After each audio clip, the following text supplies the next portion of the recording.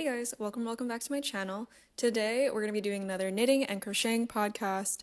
I have an FO to show you guys, some whips, some plans for fall knitting and crocheting. So I'm really excited to kind of talk about the things I've been working on. We'll first start with what I'm wearing. I'm wearing the step-by-step cardigan, which is a pattern handmade by Florence. I made this in I knit a Kuromi inspired outfit video. So there are some elements of this cardigan that I added myself, like the bows. I added these heart pockets. The one thing that I never finished about this cardigan was adding buttons. I just never purchased them. I will at some point, but I just haven't recently. Yeah, I feel like I don't get the chance to wear this that often because it's quite warm out still. I'm excited for it to hit the fall and get a little bit colder because I'll definitely pull this out a lot more. Anyways, let's first get into my finished objects. The first one I talked about in my last podcast, which was a corset that I was making for the Renaissance Fair. My last video was specifically about me making this and the rest of my Renaissance Fair outfit in a week. So if you want to watch that, I'll put it down below or in one of the cards here. But this is what the top ended up looking like. I can't remember the brand of the yarn that I used. I definitely say it in my last video, but it's a yarn that I got from a yarn festival, and they're both from the same brand. I just can't remember the name of it. If I do remember it, I'll put it here on the screen. It's this lovely teal color, and then in the back was kind of the salmon color. It's worsted weight yarn, but it kind of feels more like a DK weight, but it worked up really nicely. It took me a couple tries to make this corset, but it honestly ended up looking great as kind of like the piece that I put on top of my dress. I actually got a compliment while I was at the Renaissance Fair, and someone told me that my crocheting was really beautiful, and I was gonna cry. Especially if you know people that consistently go to the Renaissance Fair, a lot of the times people either make their clothing or they put a lot of effort into their outfit. So it's always such a compliment when people come up to me or ask if I made it or give me a compliment on my crocheting. It's just so incredibly sweet. I also added some fun little elements like the beads and leaf ribbon. I think they just add a little bit to the front. I think it looks really cute. And of course I put ribbon in the back, and I put some ribbons on the straps as well. So yeah, I won't talk too much about this top because if you want to hear more about my construction and me making it, like I said, I have a video dedicated to pretty much this entire top. I do want to make a tutorial on this, and just because it was so fun to make, I really want another one that has, less sequins and stuff on it. But this is such a cute top. I'm definitely going to wear this for special occasions and stuff like that. This is probably one of my favorite crochet pieces I've made. All right, now I'll move on to whips. The first whip I have is the Ingrid Sweater. I talked about this in my last video as well, and I finally got a chance to start working on it this past week. So far, I've only finished part of the back and the shaping. This is the double moss stitch. I think I've knitted before with just a normal moss stitch, but doing the double moss stitch makes it really easy to remember what row you're on, just because you can see how many stitches you've done really easily with this type of stitch. If I didn't say already, this is a petite knit pattern, but I'm pretty sure if you're into knitting, you already know this. This is a very popular sweater, I feel like. It's so gorgeous though. I'm so excited to continue working on it. This is definitely the hardest petite knit pattern that I've worked on. I've had to reread sections multiple times just because I get confused. But the good thing about this pattern is that one, petite knit has great videos to demonstrate how to use certain techniques and do certain patterns. And because it's such a popular pattern, there's a lot of videos of people making this specific sweater. So you can see like their issues that they ran into and how they figured it out, or just like visually look at their sweater and like kind of figure it out for yourself. I'm using the Drops Merino Extra Fine Uni Color yarn. It's this really pretty aqua color, I would say, like a sky blue. I feel like a lot of the versions of this sweater that I've seen are in more neutral colors. It's kind of fun to make this sweater in like a nice pop of color because I do think this is quite bright. But yeah, this sweater is going by pretty fast. Like I literally only really finished like the shaping, but this only took me like one night to do. Like I did mess up a couple times, but I had to redo it. I can really see that this will be like a really fun and fast knit just because you have so many sections that you're kind of working towards. So you have somewhere that you're always kind of like waiting to get to. You have like checkpoints, which is really nice. So you always know where you're leaving the sweater off. The other whip that I'm working on is the Rambling Roses sock pattern that's in the Moomin knitting pattern book. I showed this book in my last podcast, but it's this knitted Moomin socks book. And I'm specifically doing this pattern. And honestly, working on this has gone by super fast as well, just because it's color work. So I get really excited to move on to the next color work section. Now, they do look really big. These socks go all the way up to almost your knees.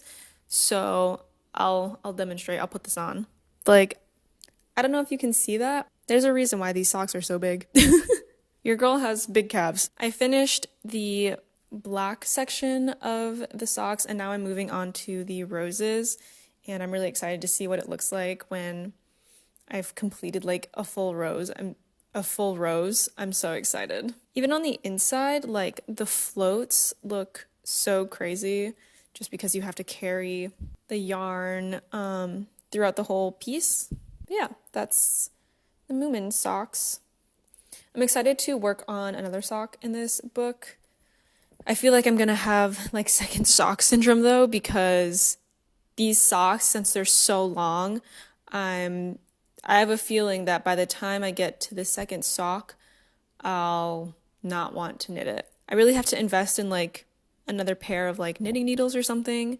I know people can knit like 2 pairs of socks at a time using like 1 pair of circular needles. I don't think that these circular needles are long enough, but I honestly need to probably invest in some if I'm going to continue sock knitting, because getting to the second sock is always so rough. Okay, now I'm going to talk about some unexpected yarn acquisitions that I had recently.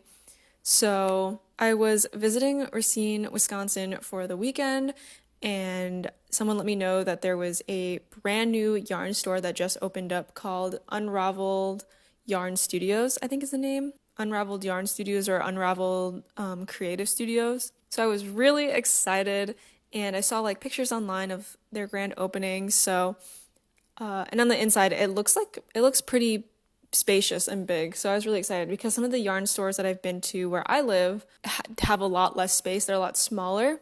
So this definitely seems like a really cute place for people that like enjoy knitting, enjoy crocheting with other people, to sit there, lounge, and be able to work on their current projects. They also have a lot of local yarn brands there as well. So it was really cool to see all the yarn from that area.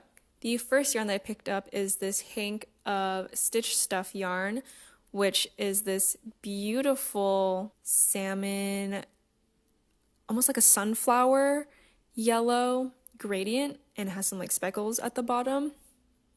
So this was an exclusive yarn that the yarn store had. It was made specially for them for their grand opening. And so this one I had to pick up because it was so pretty, and especially because it's limited, I wanted to pick this up. I was kind of looking for a yarn as well to use for my corset top. I'll probably use this yarn to make it, and I think the gradient will look really pretty. So this is 100 grams. So I knew that I needed another hank of either this or something else to make the corset top, because the other corset top that I made took about like 200 grams of yarn. But because this is limited edition, I only wanted to pick up one hank just in case other people wanted to pick it up as well. So kind of like how I color blocked the first corset, this is what's going to be the yarn in the front. And then in the back, I'm going to use this Kielborn Woolens Germantown yarn. This is a brand that I've never heard before, but they had such a beautiful color selection at the store, and I think it matches with the hand-dyed yarn pretty well. So I think this will look really good with the color blocking, using this in the back. And these are both like medium weight yarns. They both say worsted on it, I think. But honestly, I would consider this more of like a DK weight yarn, like it's a little bit thinner. They were also giving out these little cards where you receive a punch for every $20 that you spend in the store, and if you hit, I think it's 200, you get $20 off your next purchase.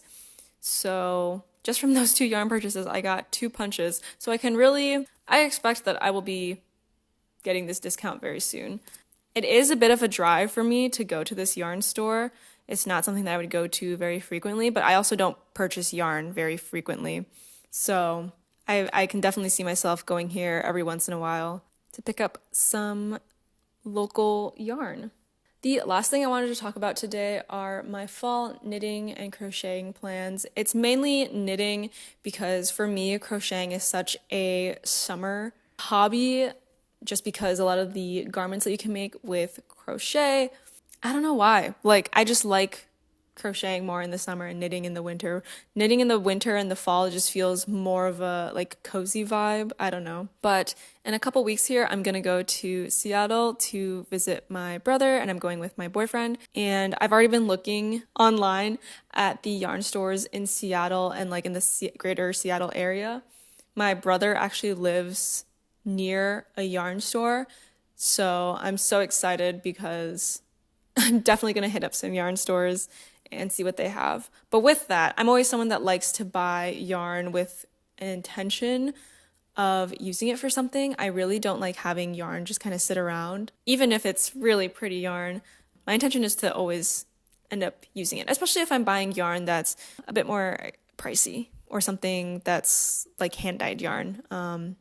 It feels like a waste to let it just sit there. At least for me, that's how I feel about it. While I'm there, I'm definitely going to pick up yarn probably for 2 projects, one of which will definitely be the Heartless top that just came out. This top is a pattern by Midsummer Knits. She she posted a picture of this top like a year or 2 years ago, and she said that she was working on a pattern, and it ended up releasing a couple Fridays ago.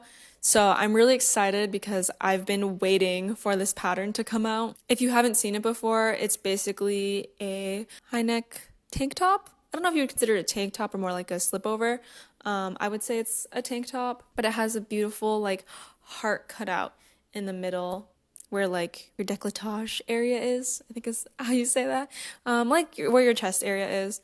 And I think it's just so pretty. So I would love to use some yarn that I'll purchase in Seattle and use that as the yarn that I use for the Heartless top. All the other patterns that I have on my fall plans list are all petite knit patterns. So bear with me. The first one is the Rigmore tee. This tee I bought so long ago. I bought it like a year ago, and I initially bought this kind of green yarn to make it, and unfortunately that yarn ended up just being really itchy. I just didn't realize it when I was buying it, and I started knitting it with that yarn and just wasn't enjoying the project. I didn't like it that much, so I ended up taking the top apart. I think I either used that yarn for something else or I gave it to a friend just because it was so itchy for me. I can't remember what the brand or what the yarn was, but it was something that I picked up from a local yarn store. So now I'm much more conscious of what type of yarn I pick up now, because I really don't like scratchy yarn, especially on something that's going to be a tee, because that sits a bit more directly on your skin. It was still just itchy like around the neck, and while I was knitting it too, like it was kind of roughing up my finger a little bit from holding it for tension. But I feel like this is such a good fall project just because it's like a nice, it's a bit too warm to wear during the summer, at least where I live. So for me, it'll be a really fun fall project to work on. The second petite knit pattern is the Maggie vest. This is one that I think she released not too long ago. She made it with such a beautiful shade of green for her sample, and I saw that and I fell in love. I need to like replicate that exactly. Like I need that color for the vest. It's so, so pretty. We'll see if I buy yarn for it while I'm out in Seattle. My intention was originally just to get yarn for at least the Heartless tee and then maybe the Rigmore tee. But upon the Maggie vest being released, I was like, maybe I gotta pick up yarn for that too. I will stick to a budget because we're going to be doing a lot of eating there in sale too, and like some shopping other than yarn shopping. So I have to stick to my budget of what I set for myself. But I'm really excited. It's just such a beautiful and simple vest or like slipover. And for me, I like slipovers, tees. They're like my favorite thing to knit. You don't have to deal with super, super long sleeves like a sweater, but you still get the fun of working on like a body and stuff. The last pattern that I have planned out for the fall is the Sela slipover. By looking at it, I don't really know what stitches or techniques she uses to make the pattern that's in the Sela tee, but it's so pretty. Especially after, starting the Ingrid sweater, I definitely want to make more sweaters that have a bit more complicated, like knitting stitch work, cables, color work, that kind of thing. I know Petite Knit doesn't really do color work, but regardless, I think she has such a good eye for construction, and her patterns are so easy to read that it makes it a lot of fun to learn new knitting techniques. I do have some other plans for the fall, but I'll keep them under wraps just because they're future video ideas, so I don't want to talk too much about it yet. But I am thinking of another Sanrio knitting/crocheting project. I just love working on those because it's just so much fun, really stretches my creativity, and I think that's for me the enjoyment out of it. Anyways guys, thank you so much for watching, and I'll see you guys in my next video. Bye!